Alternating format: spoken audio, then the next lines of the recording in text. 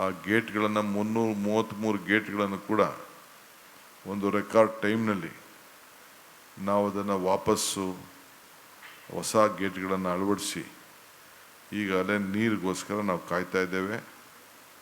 ಆ ಸನ್ನಿವೇಶ ನೋಡಿದಾಗ ಈ ವರ್ಷ ಸಾಧ್ಯನಾ ಮಳೆ ಬರ್ತದಾ ಇಲ್ವಾ ಅನ್ನೋದು ಒಂದು ದೊಡ್ಡ ಗಾಬರಿ ಇತ್ತು. ಈಗೂ ಇವತ್ತು ಬೆಳಗ್ಗೆ ಕೂಡ ಕೆಲವು ಶಾಸಕರ ಚರ್ಚೆ ಮಾಡಿದೆ. ಈಗೂ ಆ ಭಾಗದಲ್ಲಿ ಮಳೆ ಇಲ್ಲ. ಆದರೆ ಮಳೆ ಎಲ್ಲಿ ಬೀಳಬೇಕು, ಮಲೆನಾಡಲ್ಲಿ ಸ್ವಲ್ಪ ಮಳೆ ಕಾಣ್ತಾ ಇದೆ, ಕರಾವಳಿಯಲ್ಲಿ ಮಳೆ ಕಾಣ್ತಾ ಇದೆ, ಸ್ವಲ್ಪ ಒಳಹರಿವು ಕೂಡ ಬರ್ತಾ ಇದೆ. ಸೊ ಇದು ಭಾಳ ಸಂತೋಷವಾದಂಥ ವಿಚಾರ. ಸೊ ಇದನ್ನು ನಾನು ನಿಮ್ಮ ಹತ್ರ ಹಂಚ್ಕೊಳ್ಬೇಕಾದ್ದು ನನ್ನ ಜವಾಬ್ದಾರಿಯೂ ಇದೆ. ಆ ಹಿನ್ನೆಲೆಯಲ್ಲಿ ಈ ವಿಚಾರವನ್ನು ತಮ್ಮ ಗಮನಕ್ಕೆ ತರ್ತಾ ಇದ್ದೀನಿ.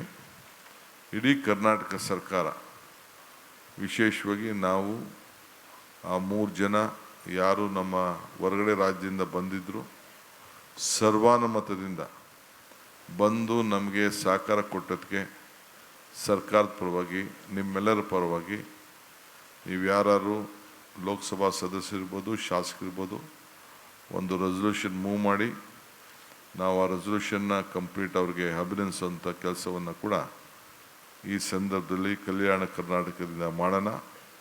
ಅದಾದಮೇಲೆ ರಾಜ್ಯದಲ್ಲಿ ವಿಧಾನಸಭೆ ನಡೆದಾಗ ಅದು ಕೂಡ ಮಾಡಿ. ಏಕೆಂದರೆ ಸೌಹಾರ್ದತೆಯಿಂದ ನಾವೆಲ್ಲ ಕಿತ್ತಾಡೋದು ಬಿಟ್ಟು ಈ ನೀರನ್ನು ಯಾವ ರೀತಿ ಪ್ರತಿಯೊಂದು ಸಣ್ಣ ನೀರನ್ನು ಕೂಡ ಉಳಿಸೋಂಥಕ್ಕೆ ನಾವೆಲ್ಲ ಬದ್ಧರಾಗಬೇಕು. ಆ ಕೆಲಸವನ್ನು ಈ ಸಂದರ್ಭದಲ್ಲಿ ನಾವು ಮಾಡೋಣ. ಇನ್ನೊಂದು ಭಾಳ ಪ್ರಮುಖವಾದ ವಿಚಾರ, ಇವತ್ತು ನಾನು ಮೊದಲನೇ ಸಭೆಯನ್ನು ಈ ಕಲ್ಯಾಣ ಕರ್ನಾಟಕದಿಂದ ಪ್ರಾರಂಭ ಮಾಡಿದ್ದೇನೆ. ನಿನ್ನೆ ತಾನೇ ನಾನು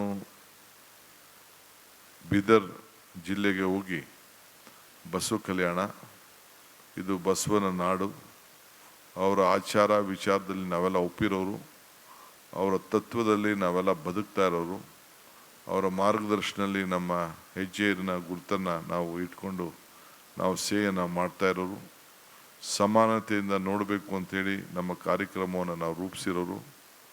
ಇವತ್ತು ಆ ಹಿನ್ನೆಲೆಯಲ್ಲಿ ಇವತ್ತು ನಾನು ಮೊದಲು ಆ ಸ್ಥಳಕ್ಕೆ ಹೋಗಿ ಅನುಭವ ಮಠಕ್ಕೆ, ಹಳೆಯ ಮಂಟಪಕ್ಕೂ ಕೂಡ ಭೇಟಿ ಕೊಟ್ಟು ಅಲ್ಲಿ ಈಗ ನಡೀತಾ ಇರೋಂಥ ಮಂಟಪದ ಕೆಲಸವನ್ನು ಕೂಡ ವೀಕ್ಷಣೆ ಮಾಡಿ, ಅಲ್ಲಿಂದ ಬೀದರ್ಗೆ ಹೋಗಿ ಅಲ್ಲಿ ಬಸವ ಕಲ್ಯಾಣದಲ್ಲಿ ಎಲ್ಲ ವರ್ಗದ ಜನರ